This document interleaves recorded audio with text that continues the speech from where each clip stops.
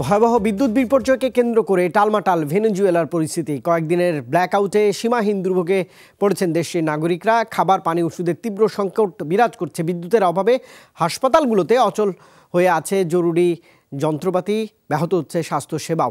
চরম অস্থিতিশীল হয়ে উঠেছে সামাজিক পরিবেশও। বিভিন্ন জায়গায় চলছে লুটতরাজ।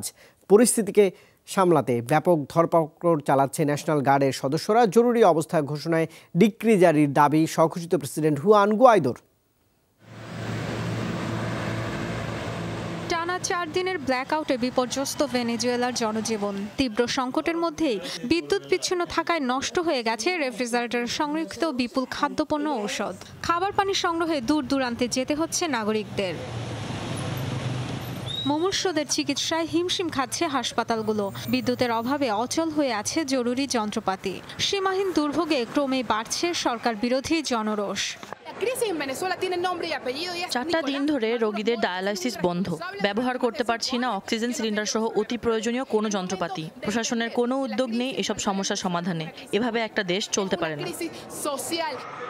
এরই মধ্যে দোকানপাটগুলোয় চলছে লুটপাট। পরিস্থিতি নিয়ন্ত্রণে হিমশিম খাচ্ছে ন্যাশনাল গার্ডের সদস্যরা। চলছে ব্যাপক ধরপাকড়।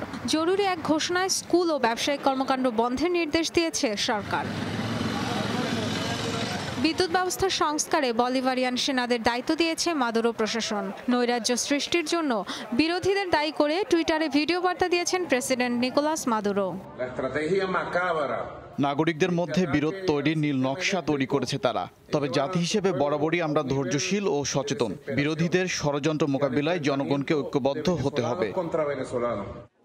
ন্যাশনাল অ্যাসেম্বলিকে জরুরি অবস্থা জারির দাবি জানিয়েছেন স্বঘোষিত president Juan Guaido. Nicolas Maduro ক্রমাগত মিথ্যা বলে যাচ্ছেন। 3 ঘন্টার মধ্যে সমস্যা সমাধানের ঘোষণা দিলেও এখনো কোনো ব্যবস্থাই নিতে পারেননি। এভাবে দেশকে ধ্বংস হতে দেয়া যায় না। বিদ্যুৎ বিপর্যয়কে কেন্দ্র করে আরও জটিল হয়ে উঠেছে অর্থনৈতিক ও রাজনৈতিক সংকটে জর্জরিত ভেনেজুয়েলার পরিস্থিতি। Dorothy Tasrin, Jamuna news.